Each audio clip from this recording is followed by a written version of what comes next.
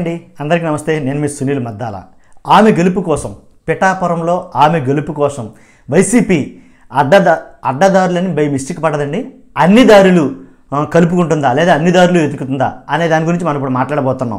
ఏంటంటే పిఠాపురంలో గెలుపు అనేది చాలా ప్రెస్టేజ్ ఇష్యూ అయిందండి. పిఠాపురంలో గెలుపు అనేది చాలా ప్రెస్టేజ్ ఇష్యూ అయింది ఇప్పుడు అందరికీ. ఎందుకంటే జనసేన అధినాయకుడు పవన్ కళ్యాణ్ గారు పోటీ చేసే నియోజకవర్గం కావడంతో పిఠాపురం మొత్తం ఆ రాష్ట్రం మొత్తం పిఠాపురం వైపు చూస్తుంది అంటే ఏమాత్రం సందేహం లేదు. దీంట్లో అన్ని దారులు పిఠాపురంలో ఉండే అన్ని దారులు కూడా ఏవైతే ఉన్నాయో అన్ని దారులు కూడా వెతుకుతుంది వైసీపీ అంటారు, ఏమాత్రం సందేహం లేదు. ఎందుకంటే ఒక యుద్ధమే చేస్తుంది వైసీపీ అక్కడ. ఎందుకంటే గెలుపుని ప్రెస్టేజ్ ఇష్యూగా తీసుకోండి. కాకపోతే అలాగైనా సరే పవన్ కళ్యాణ్ జనసేన అధినాయకుడు పవన్ కళ్యాణ్ గారి మీద గెలుస్తుందా అంటే కనుక వేచి చూడాల్సిందే. అసలు ఎన్ని దారులు వెతుకుతుందో వైసీపీ అనేది ఒక్కసారి నేను మీకు ఈ వీడియోలో వివరించబోతున్నాను. మర్చిపోద్దు, ఖచ్చితంగా లైక్ చేయండి, అలాగే సబ్స్క్రైబ్ చేయండి, షేర్ చేయడం మాత్రం మర్చిపోద్దు. ఒక్కసారి వీడియోలోకి వెళ్ళిపోదాం. ఏంటంటే కనుక పిఠాపురంలో మొత్తం వైసీపీ మొత్తం మినిస్టర్తో సహా కొంతమంది ఎమ్మెల్యేలతో కూడిన ఒక బృందం మొత్తం పిఠాపురంలోనే స్టాండ్ అయ్యింది, అక్కడే ఉంటుంది అన్నమాట వాస్తవం అండి. ఎవరెవరంటే కనుక పిఠాపురంలో 3 మండలాలు ఉన్నాయి. 3 మండలాలని 3 ఎమ్మెల్యేలు పంచుకున్నారు. ఎవరంటే దాడిశెట్టి రాజా గారు కొత్తపల్లి, కురసాల కన్నబాబు గొల్లప్రోలు, దోరంపూడి చంద్రశేఖర్ పిఠాపురం. వీళ్ళ ముగ్గురు 3 మండలాలు చూసుకుంటున్నారండి. ప్రచారం కానించి క్యాంపెయిన్ మొత్తం అన్నీ పోల్ మేనేజ్మెంట్ కానించి సమస్తం పిఠాపురంలో ఈ 3 మండలాల్లో ముగ్గురు ఎమ్మెల్యేలు అక్కడ చూస్తున్నారు. వీళ్ళ ముగ్గురిని ఒక మంత్రి మానిటరింగ్ చేస్తున్నాడండి. ఎవరంటే ఎంపీ మిథున్ రెడ్డి గారు. ఈయన మానిటరింగ్ చేస్తున్నారు అక్కడ. కాబట్టి అంతేకాదండి, మెయిన్ అక్కడ ఉన్నటువంటి కాపులు అత్యధికంగా బలమైన సామాజిక వర్గంగా అక్కడ ఉంది కాబట్టి ఆ కాపులు మేనేజ్ చేయడానికి ఎవరైతే ముద్రగడ ఉన్నారో కాపు సంఘం అధ్యక్షుడిగా చేశారు. కాబట్టి కాపులు అని అంటే ముద్రగడ 100% గుర్తుకొస్తారు. కానీ ఆ ముద్రగడ ఎవరైతే ఉన్నారో ఆయన్ని వైసీపీలోకి రప్పించుకోవడానికి విశ్వ ప్రయత్నాలే చేసింది. వైసీపీలోకి ఆయన రప్పించుకోవడానికి కారణం ఏంటంటే కనుక ముద్రగడ గారిని ఇక్కడ వాడటం కోసం. కాబట్టి ఎన్ని పావులు కదిపింది అంతే లేదు. ఏ పార్టీలో చేరినటువంటి ముద్రగడ గారిని అనూహ్యంగా ఎన్నో ఎత్తుల మీద ఎత్తులేసి వైసీపీ ముద్రగడని వైసీపీలో చేర్చుకోవడం వాస్తవమే. ఎందుకని ఎంత అంటే పవన్ కళ్యాణ్ గారు గెలవటానికి అతని మీద గెలుపు కోసం ఇంతగా ఏంటంటే కనుక ఓ ప్రెస్టేజ్ ఇష్యూ అయితే తీసుకుంది. ఎలా అంటే కనుక ఆల్రెడీ ఆమె రాజకీయంగా ఏమాత్రం తక్కువేం కాదండి. వంగా గీత గారు రాజకీయ నేపథ్యం ఉన్న కుటుంబం నుంచి వచ్చింది. రాజకీయంగా చాలా పలుకుబడి కలిగినటువంటి, తను పిలిస్తే చాలు అక్కడి నుంచి కొన్ని వేల మంది తన కూడా వచ్చేటటువంటి ఒక కొంత సామాజిక వర్గం కలిగినటువంటి వ్యక్తి వంగా గీత గారు. అంతే కదండి. ఆమె గురించి ఒక్కసారి చూసుకున్నట్లయితే కనుక 1900 వంగా గీత గారు పవన్ కళ్యాణ్ గారి మీద ముందు నుంచే ఉంది వాస్తవంగా. ఎలా అంటే సీనియర్ అనే చెప్పాలి నేను. ఎందుకంటే 1994లో టిక్కెట్ దొరక్క ఆగి 95లో టిక్కెట్ తెలిసిన తర్వాత టీడీపీ నుంచి గెలిచి జడ్పీ చైర్మన్గా చేయటం. అలాగే 2009లో ఎవరైతే ఇప్పుడు వర్మ గారు ఉన్నారో పిఠాపురంలో ఎమ్మెల్యే, కాబట్టి ఆ వర్మ గారిని ఓడించి ఈవిడి ప్రజారాజ్యం తరపున ఎమ్మెల్యే అయిందండి. తర్వాత అంతేకాదు, ఎమ్మెల్యే అయిన తర్వాత అనూహ్యంగా పిఠాపురం మొత్తం తన గ్రిప్లోకి తీసుకొచ్చుకుంది అనటం ఏమాత్రం వాస్తవం లేదు. తన మాటే అక్కడ ఒక బ్రాండ్ ఉంటుంది. ఏంటంటే వంగా గీత మాట పిలిస్తే పలుకుతుంది, పలికితే పిలుస్తుంది అనే ఒక ఏదో బ్రాండ్ అయితే ఉంది ఆమెకి.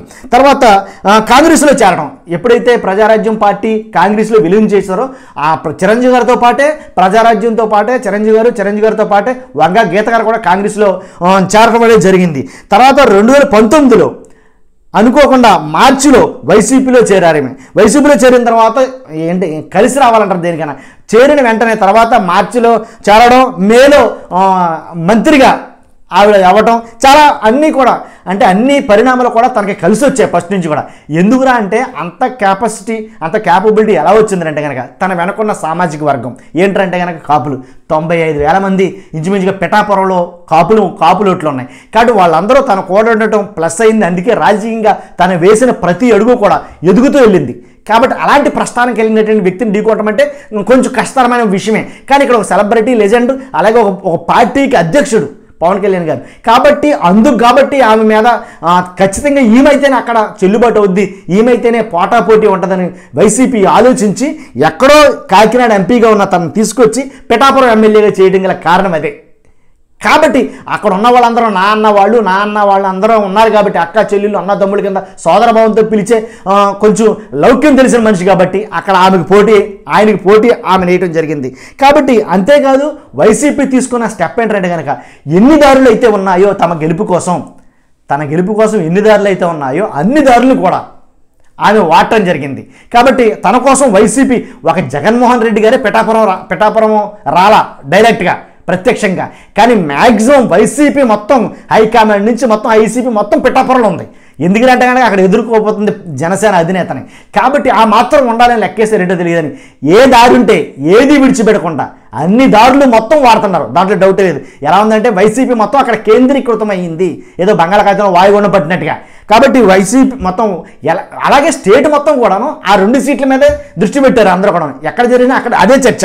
కాబట్టి ఇటువంటి వంగా గీత గారిని ఎదుర్కోవడం కోసం అన్ని దారులు వాడుతుంది. ఇంతే కదండి, ముద్రగడ ప్రచారం కానీ అలాగే ఎలా అంటే మొత్తం అక్కడ ఉండేటటువంటి ప్రతిదీ కూడా అందులో ఎలా అంటే పిఠాపురంకి ఒకటి ఉంది, ఒకసారి నెగ్గరు మళ్ళీ 2సారి నెగ్గరు, అది అలాంటిది ఒకటి ఉంది. కాబట్టి 100% ఈసారి వంగా గీత గారు అక్కడి నుంచి గెలుస్తారా గెలవరా అనేది ఒక అనుమానం అయితే ఉంది. ఈ అనుమానాలన్నింటినీ పుంజుకుని ఈ అనుమానాలన్నింటినీ తీసుకుని ఛాలెంజింగ్గా తీసుకుని ఏది ఏమైనా సరే తన గెలిపించాలి అనే కృత నిశ్చయంతో వంగా గీత గెలుపు కోసం ఏంటి వైసీపీ మొత్తం అక్కడ ఎలా అంటే ఒక మొత్తం తన కంట్రోల్లోకి తన అండర్లోకి తీసుకుంది వైసీపీ అని అంటారు, ఏమాత్రం సందేహం లేదు. ఎందుకంటే మొత్తం ఎన్ని రకాలుగా ఉంటే అన్ని రకాల పావులు కదుపుతుంది. కాబట్టి ఇలా ఏదైతే ఆఖరికి ఇంకోటి ఒక మాట చెప్పాలి మీకు, టీడీపీ నుంచి వర్మ గారిని కూడా 100% వైసీపీలో తీసుకోవడానికి ప్లాన్ చేసింది వైసీపీ. టీడీపీ నుంచి వర్మ గారిని వైసీపీలో చేర్చుకోవడానికి కూడా ప్లాన్ చేసింది, కానీ అదైతే కుదరలేదు అనేది బయట టాక్ ఉంది. కాబట్టి ఇదండి ఏంటి వంగా గీత గారి గెలుపు కోసం ఎన్ని రకాల ప్రయత్నాలు అయినా సరే అక్కడి నుంచే జరిగినాయి. ఎన్ని కావాలంటే అన్ని ఇప్పుడే ఉంది, ఇంకా జరగబోయే రోజులు ఇంకా దారుణంగా అయితే ఉండబోతుంది పిఠాపురం నియోజకవర్గం ఎలక్షన్ అనేది. చూస్తున్న మీరు అందరూ కూడా ఎలాంటి అప్డేట్లు మేము ముందుకు తీసుకురావాలంటే ఖచ్చితంగా మనం సబ్స్క్రైబ్ చేయండి, మర్చిపోతే లైక్ చేయండి వీడియోని. Thank you.